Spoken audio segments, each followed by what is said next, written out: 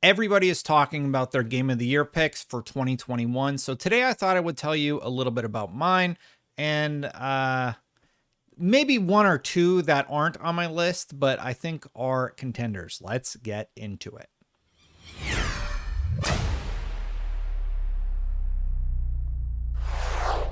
Hey, thank you so much for watching this video. If you like these sort of videos, hit that subscribe button, hit that bell to know when they go live. So let's get right into it. I think one that is on sort of the top of everybody's tongue right now because it just came out and it's really, really good. That is Forza Horizon 5. Forza Horizon 5 is better than it has any right to be. Seriously, if I turn this game on, I'll just play it for an hour at least. And then I'll just totally lose track of time. It'll go late into the night and my whole day is gone. Now, the thing is, it's just like, yes, a racing game should be considered for Game of the Year. I don't think I've ever seen a racing game win, though, like ever. And there have been so many phenomenal racing games throughout the history of them being created. Obviously, the Forza Horizon team just did a phenomenal job with 5. I'm looking at this gameplay and I'm thinking about beating Colt at his stupid jump that he beat me by like 100 miles on or whatever. But anyway, the game's gorgeous. It's so fun. Like it's hard to, it's on Game Pass. So if you have Game Pass, I highly recommend you try it out. It is seriously just one of the best games that I've played. And I know it's a racer, but like it's awesome. It's just so fun to compete against your friends, and everybody who picks it up just gets it. So if you've tried it and you've hopped around, I want to hear from, has anybody out there played it and been like, this isn't for me?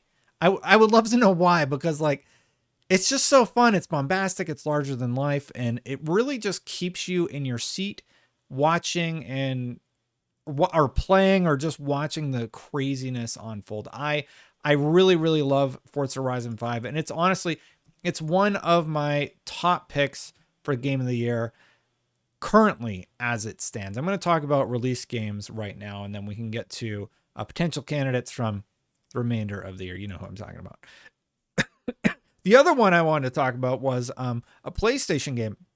Now, this one really, really caught me by surprise, but it was the first game earlier in the year that really caught my attention.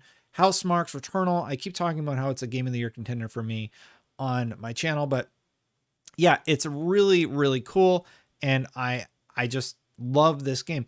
The moment-to-moment action is so good. It rewards you for skill.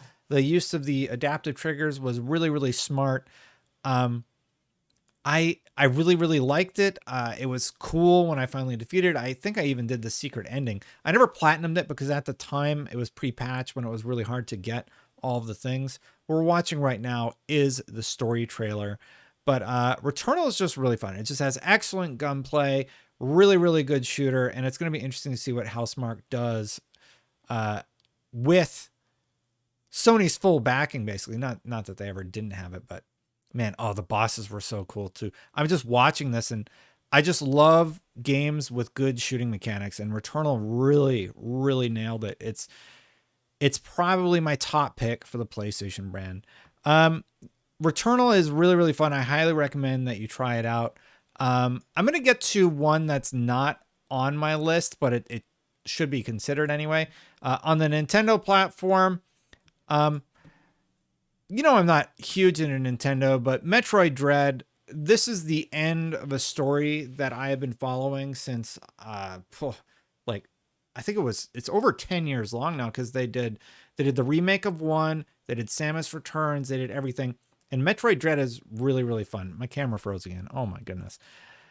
I have a weird driver issue with my computer. I apologize for this camera freezing. Hopefully it hasn't been like that for too long. Anyway, Metroid Dread, definitely consider it for your Game of the Year. And it's just good gameplay. And the core of all the games that are on my list are, they just nail gameplay. Metroid Dread, awesome side scrolling. I actually like the fast travel. I like exploring the map. It's what you expect from Metroid, and it's great. Forza Horizon 5, awesome, great gameplay. And what else do I have on my list here that I mentioned? yeah, so Forza, Metroid Dead, awesome gameplay, and Returnal. Those are my three this far. It's actually one from each platform. That wasn't intentional. That's just sort of how it happened. I'm going to mention a few that aren't necessarily on my list, but I do think deserve a lot of attention. Of course, Insomniacs, Ratchet and Clank, beautiful game, awesome storytelling. I love the characters in here. I like the combat, the whole rift mechanic. It was weirdly controversial because the internet was like, "Oh, you can do that super easy," but whatever. Ratchet and Clank is just a phenomenal series. The technology of the game is what impresses most here. But that's actually why it's not like so high on my list. It's like a it's like a runner up for me, right?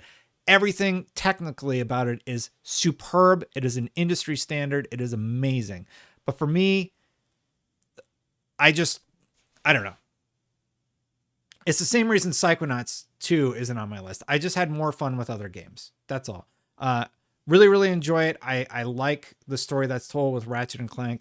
I still need to finish it. I also haven't finished it, so that's why it's not on my list. There's so much to do before the end of the year. Yeah, so I understand if this one's on your list, it should be on my list, but I'm going a little bit of a different route. I'm probably gonna get flamed for that one. I adore Ratchet and Clank. I adore Insomniac, but that was not on my list. Another one I'll probably get flamed for not liking. You guys are gonna understand this one. 1 second here. I'll bring up the asset, seeing my camera froze yet again. I gotta figure out what is going on here. Something is fighting for my camera in my driver settings, and I hate it. I hate it when it does this. Resident Evil Village. Resident Evil Village was another game that I think a lot of people like. I think this is going to be on a lot of Game of the Year lists. It is it's like one of the best made games of 2021. A ton of people played this and love it, but Lady Dimitrescu, or however you say her name, everybody loves her too. Not for me. So again, this is my personal list. I do think Ratchet and Clank deserves a Game of the Year nomination. I would even give it that, even though it's not my Game of the Year. My three are Forza, Returnal, and Metroid Dread. Honestly, those are my three right now. And then we have, of course, this one a lot of people like, Deathloop. Everybody loves Deathloop. Everybody's talking about how much they enjoy their time with it. For me, I played like the first hour and I'm just like, I'm good. It's just something about arcane games that don't resonate with me. And yeah, it's a shooter, so you think I would love it, right? I probably need to give it a little bit more time, but for me, I'm just like, and I'm not saying any of these games are bad or anything. I'm talking about them because they're Game of the Year contenders. But for me, I'm just like, I don't know. It's a little too out there or something, just design wise or concept wise. I probably need to get further in, get all my abilities unlocked, and see if I love it then. I'll definitely, well, I don't even want to say definitely. And this video is very just stream of consciousness, by the way. I apologize. I'm watching the footage and I'm like, yeah, I'm okay with my selection currently. The final one that I want to bring up, let me see. I feel like there's a game that I'm missing that maybe should get a little bit of attention. Not sure yet. We haven't played Halo yet. So Halo is not out yet. Halo, it's not going to hit for like a lot of Game of the Year lists because the cutoff is usually in November, so people can play through all the games and make that decision. And that's could be unfortunate. Who knows? I don't know. I want to play Halo Infinite. I want to know if the game is any good. I'm sure a lot of you do also.